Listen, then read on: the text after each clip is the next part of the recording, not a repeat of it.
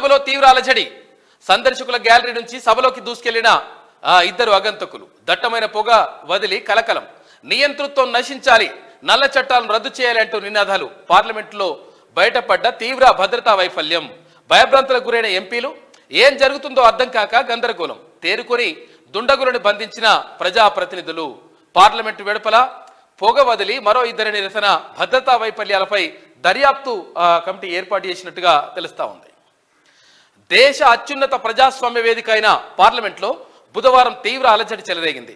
ఇద్దరు ఆగంతకులు సందర్శకుల గ్యాలరీ నుంచి ఏకంగా లోక్సభలోకి దూకారు.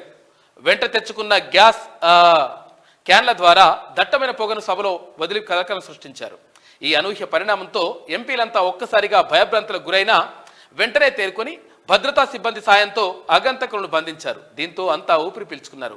ఈ ఘటనలో ఎవరికీ ఎలాంటి హాని కలగలేదు. అయితే 2001లో పార్లమెంటుపై ఉగ్రవాదులు దాడి జరిగిన డిసెంబర్ 13నే తాజా దుస్సాహసం చోటు చేసుకోవడం పలు అనుమానాలకు తావిస్తుంది.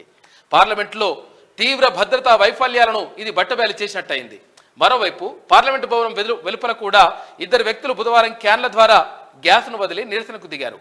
వారిని పోలీసులు అదుపులోకి తీసుకున్నారు. తాజా భద్రతా వైఫల్యాలపై దర్యాప్తునకు కేంద్ర రిజర్వ్ పోలీస్ దళం డైరెక్టర్ జనరల్ అనీష్ దయాల్ సింగ్ నేతృత్వంలో హోంశాఖ ప్రత్యేక కమిటీని కూడా ఏర్పాటు చేసినట్టుగా కనిపిస్తూ ఉంది. మొత్తం మీద లోపల ఇద్దరు, తర్వాత బయట ఇద్దరు మొత్తం కూడా కలకలం సృష్టించారు అక్కడ పార్లమెంట్ భవనంలో.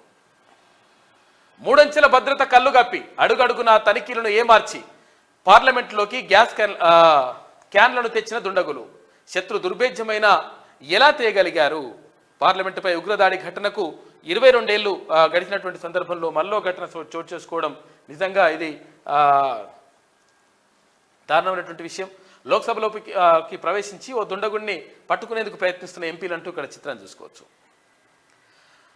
భవిష్యత్తులో జరగనీయం, పార్లమెంటులో భద్రతకు అన్ని చర్యలు తీసుకుంటాం. అఖిలపక్ష సమావేశంలో స్పీకర్ ఓం బిర్లా హామీ ఇచ్చిండు. ఇక భద్రతా వైఫల్యంపై దర్యాప్తు జరిపించాలి. పాసులు ఇప్పించిన ఎంపీపై చర్యలు తీసుకోవాలి. ప్రతిపక్షాల డిమాండ్ చేస్తూ ఉన్నాయి. ఇక పార్లమెంటు బయట ఆందోళనలో Samajwadi party MP Dimple Yadav, DMK MP కలిముని అంటూ ఇక్కడ వాళ్ళ చిత్రాన్ని కూడా చూసుకోవచ్చు. లోక్సభలో దుండగులు వదిలిన పొగలకు నిశ్చేష్లై చూస్తున్నటువంటి పార్లమెంటు సభ్యులు నిజంగా ఇదేం జరుగుతుందో అర్థం కాని పరిస్థితి. ఒక గందరగోళానికి దానికి దారితీసింది ఈ సంఘటన. భక్తుల సొమ్ముతో చెత్త ఎత్తుతారా? తిరుపతిలో పారిశుధ్య పనులకు 100 కోట్ల రూపాయలు ఎలా ఇస్తారు? తిరుమల తిరుపతి దేవస్థానం తీరుపై హైకోర్టు విస్మయం. దేవుడి సొమ్ము మళ్లించడానికి వీల్లేదని ఆదేశం. దేవుడికి కానుకల రూపంలో భక్తులు ఇచ్చిన సొమ్మును తిరుమల తిరుపతి దేవస్థానం ఇష్టానుసారం ఖర్చు చేయడానికి వీల్లేదని హైకోర్టు స్పష్టం చేసింది. తిరుమల తిరుపతి దేవస్థానం నిధులు ఇతర అవసరాలకు మళ్లించడానికి వీల్లేదని పేర్కొంది. ఇది దేవాదాయ చట్ట నిబంధనలకు విరుద్ధమని కూడా స్పష్టం చేసింది. ఇది పరిస్థితి. అయితే గుడి సొమ్మును ఎట్లా మీరు వేరే కార్యక్రమాలకు మళ్లిస్తారు అని చెప్పేసి అడిగింది హైకోర్టు.